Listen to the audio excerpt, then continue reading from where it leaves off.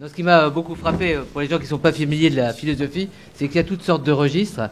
Et le registre que Fabrice a choisi, c'était celui de l'épistémologie, alors que son intervention hier, en séance plénière à l'université d'été, était davantage dans le registre de la philosophie politique et de la philosophie morale. Ça pour vous inciter à regarder dans quelques semaines la mise en ligne de son intervention.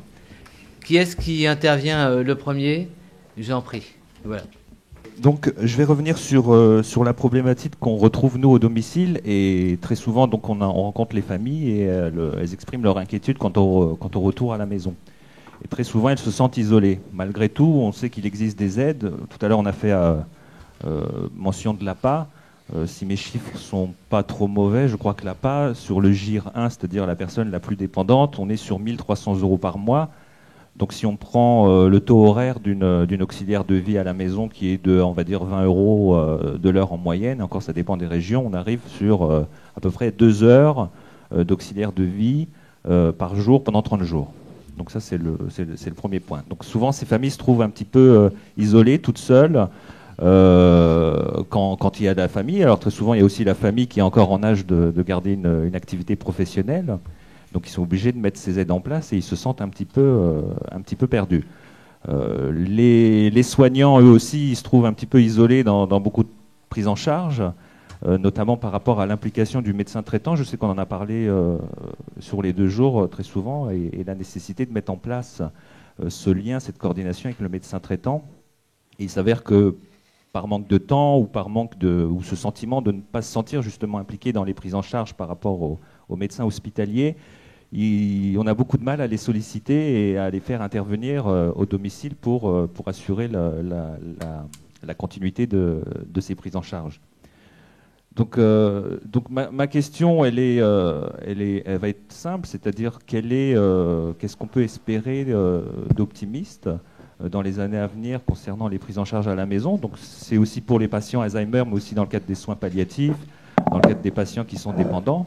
Donc qu'est-ce qu'il y aura comme politique, puisqu'on parle souvent de développement du maintien à domicile, et on a l'impression qu'aujourd'hui la politique de santé, elle est plutôt axée sur la rentabilité. Je pense que c'est des mots que les patients, les familles ne peuvent pas entendre. On parle de T2A, on parle de DMS, on parle de beaucoup de marqueurs financiers comme ça. Donc ça, c'est la première question. Et la deuxième, je ne sais pas si on en a fait tout à l'heure allusion, par rapport aux établissements, un établissement particulier au Canada, c'est-à-dire la maison Carpe Diem, qui prend en charge des patients d'Alzheimer. Et pour ouvrir la parenthèse, c'est une maison sans barrière, sans blouse blanche, et dans lequel on a des patients qui vivent dans un environnement normal, avec une cuisine, des ustensiles, etc. Et je sais qu'on a eu l'intervention de la directrice et fondatrice, je crois que c'était... Voilà, tout à fait. Nicole Poirier, qui s'est Nicole Poirier. À l'université d'été. Voilà. Alors, ne racontez pas Carpe Diem, parce que tout à l'heure, les gens pourront aller sur Internet. Il y a les films, vous regardez Carpe Diem. Tout à fait. Trois-Rivières au Canada. Je sais qu'elle était venue lors du congrès de la SFAP en juin dernier dans le cadre des soins palliatifs. Et voilà, je vous invite aussi à regarder. Alors, votre question, pour conclure, c'est pas qu'on va vous censurer, mais vous reviendrez la prochaine fois, c'est promis. Alors, votre question. C'était par rapport à quelle perspective d'avenir on a pour optimiser les soins à domicile, pour continuer d'assurer les accompagnements par des gens qui sont informés et formés. Voilà. L'idéal est de tendre vers ça, vers une prise en charge personnalisée au domicile, et trouver les moyens pour faire en sorte que les patients restent le plus longtemps possible, voire jusqu'au bout, dans leur environnement familial, personnel, etc. C'est le souhait des patients, c'est le souhait des familles, c'est le souhait de la société aussi. Alors après, répondre aux questions que cela pose, nous ne sommes pas compétents. Et là, c'est pour le coup aux décideurs, aux institutions, de voir si on peut financer cette prise en charge. Ça, c'est un problème qui, malheureusement, ne dépend pas des médecins. Philippe qui va intervenir, ensuite la présidente de France Alzheimer 93, elle insiste. Juste un point. Je pense qu'en effet, on ne peut pas répondre à cette question, c'est-à-dire qui va payer, qu'est-ce qui va être fait. Je pense qu'on ne peut pas, surtout dans le contexte actuel, le contexte économique actuel. C'est pour ça que ce que j'avais dit à la soirée d'inauguration, et ce qu'a repris Fabrice il y a quelques instants, c'est que la solution ne viendra peut-être pas de là. en particulier sur le maintien à domicile. On commence à avoir des réflexions plus larges dans d'autres secteurs, de l'énergie ou autres, sur certaines limitations, sur certains systèmes de fonctionnement en réseaux sociaux, beaucoup plus parallèles que verticaux. Et peut-être que ça viendra de là. Quand je prenais l'exemple dans la fréquence de la maladie à la campagne, la fréquence de la maladie à la ville, ça relève un peu de ça.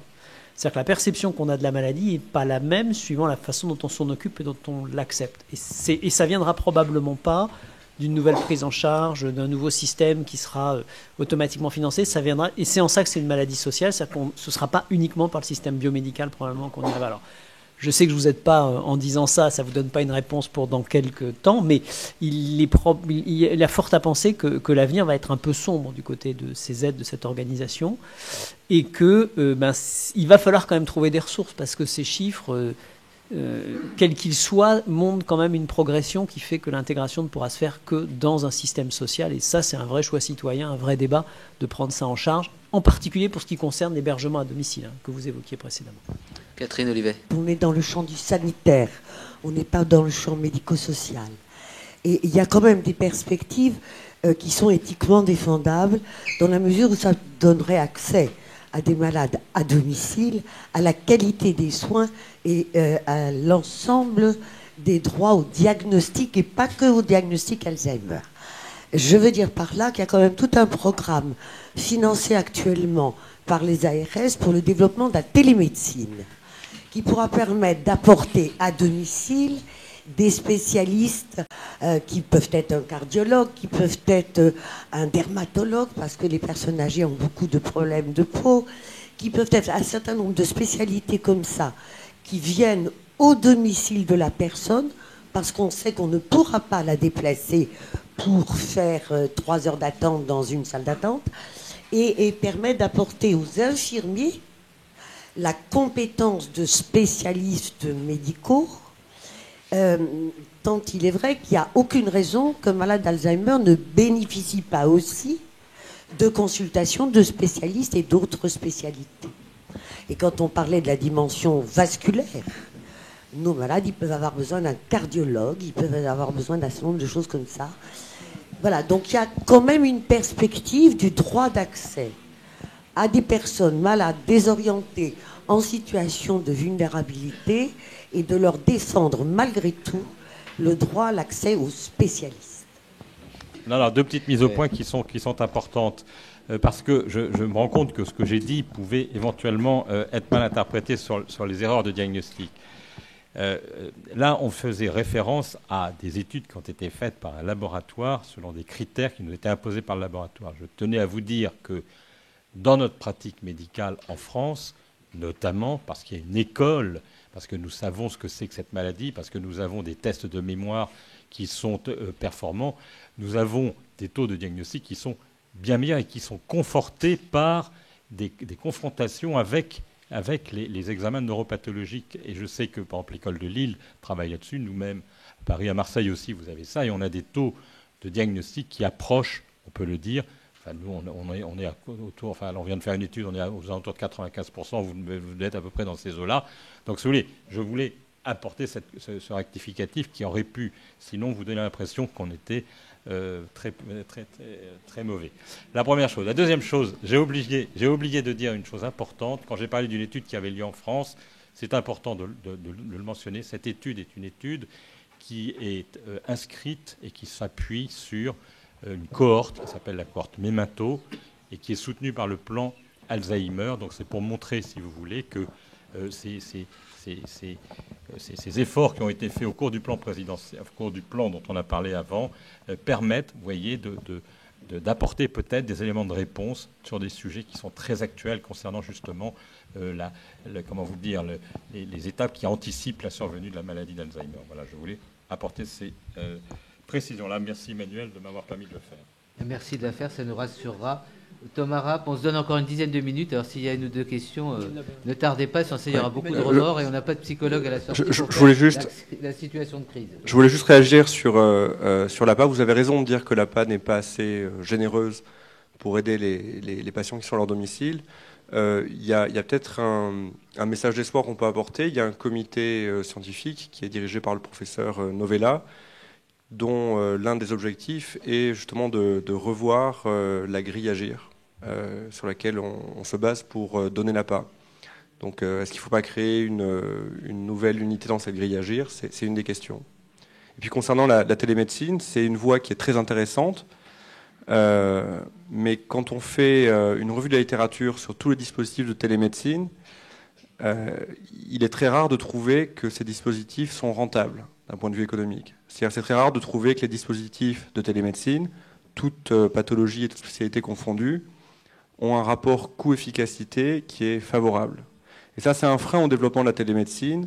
Avant de se lancer dans une généralisation de ces pratiques, il faut en mesurer quel est l'impact économique potentiel. Et là, il y a beaucoup de travail qui reste à faire de ce point de vue-là. Ma question porte sur un autre registre, c'est les mesures de protection. Vous avez parlé qu'elles vont exploser, ces mesures de protection. Finalement, c'est un champ où se rejoignent le savoir médical et l'institution judiciaire. Je voulais savoir si les deux champs ont explosé dans leur participation commune pour répondre à quand même des questions éthiques sur le lieu de vie, sur la perte d'autonomie. Est-ce que conjointement à l'augmentation des mesures, les professionnels de la justice et de la médecine travaillent ensemble? C'est embryonnaire en France. C'est embryonnaire.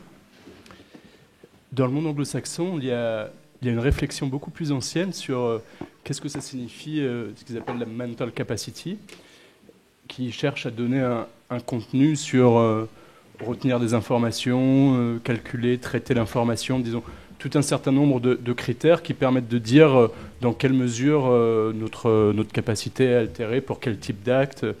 Et donc, dans le monde anglo-saxon, ces travaux articulent la participation de médecins, de juristes, d'éthiciens. Et il y a un champ de publication maintenant qui commence à être assez conséquent, quand la tradition française, jusqu'à aujourd'hui, ne s'est pas tellement intéressée à cette question de la capacité civile. Alors vous avez une magistrate qui est là, Anne Caron d'Église, qui est magistrate à la Cour d'appel et spécialiste de Paris de ces questions, qui est juste à côté de vous, et je suis sûr qu'elle est impatiente d'apporter son complément. C'est vrai que la recherche en sciences humaines et sociales et en sciences juridiques, pour l'instant, est embryonnaire, mais il y a un certain nombre de choses qui se mettent en place et des appels à projets vont être faits très rapidement pour qu'on essaie effectivement de se mettre à niveau. En revanche, il y a une réflexion de fond depuis longtemps des praticiens, donc des juristes de terrain, c'est-à-dire les juges en particulier, les juges des tutelles et les médecins, mais ça se fait encore de manière beaucoup trop locale, dans un contexte dans lequel les politiques publiques n'ont pas du tout pris en compte l'aspect judiciaire. Parce qu'il faut savoir que la réforme de 2007, alors qu'on savait pertinemment sur quels enjeux on allait s'orienter, on savait très bien que les mesures allaient continuer à augmenter, n'a été accompagnée d'aucun moyen humain. C'est-à-dire qu'il n'y a pas eu de magistrat en nombre supplémentaire, il n'y a pas eu de greffier en nombre supplémentaire, il n'y a pas eu non plus de médecins inscrits dans de bonnes conditions. Et il faut savoir qu'actuellement, les médecins sont simplement des volontaires qui s'inscrivent sur une liste établie par le procureur de la République et qui font donc des examens médicaux qui ne sont pas corrélés avec, par exemple, des tests psychosociaux ou des renseignements beaucoup plus larges, comme on le fait par exemple au Québec. Donc ça, c'est tout un travail qu'on est en train de mettre en place, soit par des observatoires régionaux, et par exemple en Île-de-France, avec l'autorité préfectorale et les conseils généraux, on a mis en place un observatoire sur le ressort de la Cour d'appel de Paris et de la Cour d'appel de Versailles, pour pouvoir véritablement savoir quel est le territoire, comment on travaille, avec qui, et quelles sont les solutions alternatives par utilisation des moyens déjà existants. Il ne faut effectivement pas attendre des crédits publics, ça on est très clair, mais en revanche, il peut y avoir des redéploiements. Et puis le deuxième volet, je m'arrêterai là, je l'ai évoqué tout à l'heure, est créé au ministère des Affaires sociales et de la Santé, je crois que c'est important de parler affaires sociales, santé, un groupe de travail que je vais présider qui est un groupe de travail intitulé Droit et éthique de la protection. Et l'idée, c'est précisément qu'on fasse du transversal avec tout le champ du social, le champ du médical et le champ du droit, et on y ajoutera bien sûr les données économiques. Je vous en prie. Oui, on parlait tout à l'heure des produits de contraste pour détecter la maladie. Est-ce que pour l'instant on est encore au stade expérimental ou est-ce que c'est déjà sur le terrain, et si oui, où, quand, comment, pourquoi, combien, enfin... Oui, il commence à être accessible en recherche clinique. L'étude dont parlait Bruno, Memento, a des programmes d'évaluation de ces produits. Et il y a un produit qui a obtenu son autorisation de mise sur le marché aux États-Unis et en Europe, qui est la V45, et qui va aider à donner ce type d'image. Alors on ne les maîtrise pas complètement, parce que les premiers essais montrent que 30% de la population âgée présente ce genre de lésion sans aucun symptôme. Donc il y a vraiment des questions qui se posent, il y a du travail à faire, mais c'est des outils incroyables. Ce qui pose d'ailleurs la question, je vois Michel qui s'agite beaucoup, Michel Poncet qui s'agite beaucoup, qui pose une question extrêmement intéressante qui est le statut de ces lésions que l'on voit chez les gens âgés. Est-ce que ce sont des pré-Alzheimer, c'est une des hypothèses, ou est-ce que ce sont simplement des lésions liées au vieillissement normal? Et là, on rentre dans une problématique qui est extrêmement complexe. Alors Michel Poncet, ce que Bruno a dit, c'est très très bien. Mais attention, autant chez le jeune, et merci Florence, parce que ce matin on discutait avec Florence, elle nous a dit une chose très importante. Chez un gosse de 40 ans, chez un gosse de 40 ans, d'accord, vous prenez 100 gosses de 40 ans, 100, vous les mettez 100 chacun sur l'appareil, ils n'ont pas de protéines bêta-amyloïdes. Mais s'il y en a un qui a des dépôts amyloïdes, ça c'est drôlement embêtant. C'est peut-être un bon marqueur, ça, chez les gens jeunes, voyez. Mais chez les vieux, je dis ça chez moi, mais je suis sûr que je suis plein de protéines bêta-amyloïdes, mais je ne t'autorise pas à dire que j'ai la maladie d'Alzheimer et que je suis dément. Mais ça n'a rien à voir, vous comprenez. Il faut faire attention, là. J'ai passé une demi-heure à t'expliquer, justement, que les lésions ne signifient pas la maladie, justement, et que la maladie, c'est les symptômes. Voilà. Vous avez en direct des controverses. C'est pas Valahuidide, mais c'est la controverse de Lille. Et vous voyez comment des professionnels échangent avec des arguments extrêmement forts et des préoccupations et des enjeux aussi importants. Et on a été sensible. Vous regarderez, ça a l'air de rien, mais je vous incite pour les gens qui veulent vraiment entrer dans ces problématiques. Depuis quelques années, Michel Poncet, donc neurologue aussi à Marseille, qu'on appelle le Rému de la neurologie. Vous comprendrez pourquoi. Donc Michel nous fait quelque chose de très exceptionnel que vous regarderez sur le site. C'est un entretien extrêmement approfondi avec un spécialiste sur les questions les plus techniques, les plus complexes. Et vous verrez que le côté didactique, pédagogique est très important pour qu'on se repère dans ces questions. Alors le dernier intervenant, ça sera aussi Marseille.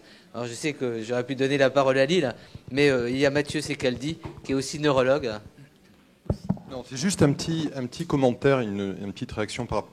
D'abord le commentaire général, par rapport à ce que Fabrice aussi a exposé. J'ai un peu le sentiment actuellement qu'on a tendance à opposer le modèle du handicap et le modèle de la maladie. Et je ne pense pas que ce soit la bonne direction à prendre que de les opposer et de dire que voilà, il faut tout mettre dans le handicap ou il faut tout mettre dans la maladie. C'est manifeste qu'il faut concilier les deux. Je vais juste donner un petit exemple personnel. Je suis neurologue. Je ne suis pas du tout un spécialiste du handicap. Je ne suis pas du tout un spécialiste des affaires médico-sociales, des mesures médico-sociales. J'ai découvert ça avec la gestion de cas. Et par rapport à votre question tout à l'heure sur le domicile, ce matin, on avait une réunion justement, puisque avec d'autres, je suis responsable de l'enseignement des gestionnaires de cas. On a calculé que pour certains patients, il y a entre 12 et 15 intervenants à domicile. Alors vous dites qu'ils sont isolés, mais ils sont isolés d'une certaine manière, dans un certain contexte, avec beaucoup de gens autour, qui ne se coordonnent pas et qui ne sont pas intégrés. Et peut-être qu'une manière de réfléchir à ça, et là je ne suis pas du tout compétent, mais c'est ce que je constate à travers l'expérience qu'on a avec les patients au quotidien, c'est qu'il faut peut-être optimiser davantage les interventions des uns et des autres, les coordonner, les intégrer, et qu'on essaie d'éviter ce qui se passe et ce qui est quand même une spécificité française, qui est le millefeuille, c'est-à-dire que chacun fait son boulot à sa manière, avec sa grille d'évaluation, avec son regard spécifique, et défend avant tout sa profession, qui est évidemment très importante. Toutes les professions sont importantes. Donc si on parle de domicile, et encore une fois, je n'ai pas de compétences là-dedans, hein, c'est très trivial ma remarque, mais c'est ce que je note, c'est ce que je vois à travers cette question de gestion de cas. Je pense qu'une des solutions, c'est d'optimiser, d'intégrer, de coordonner, et pas d'inventer de nouveaux services. J'ai donné dans un instant à Pierre Mathieu le mot de conclusion. gestionnaire de cas, c'est aussi dans le plan Alzheimer 2008-2012 une initiative importante pour la cohérence et la coordination de l'approche soignante, d'avoir un interlocuteur qui permet à la personne d'avoir vraiment un référent. Et c'est vrai que probablement que dans les stratégies de santé publique dans les années qui viennent, il sera important que la personne malade dispose d'un référent, ne serait-ce que pour l'informer dans un dédale, en tous les cas assez complexe, qui est le parcours de soins. Voilà, ça c'est pour la notion de gestionnaire de cas, mais pour les gens qui sont attentifs, comme Armel Debru, qui nous fait, vous verrez sur le site, une dissection des mots, le sens des mots, c'est vrai que gestionnaire de cas, pour parler de personnes, il fallait aussi trouver le mot d'un point de vue éthique. Quand vous dites on gère des cas, vous voyez déjà l'idée qu'on peut se faire de la personne. Ça a l'air de rien, mais c'est la traduction des case managers. Enfin bon, tout ça c'est pour vous dire que l'éthique se trouve à bien des points.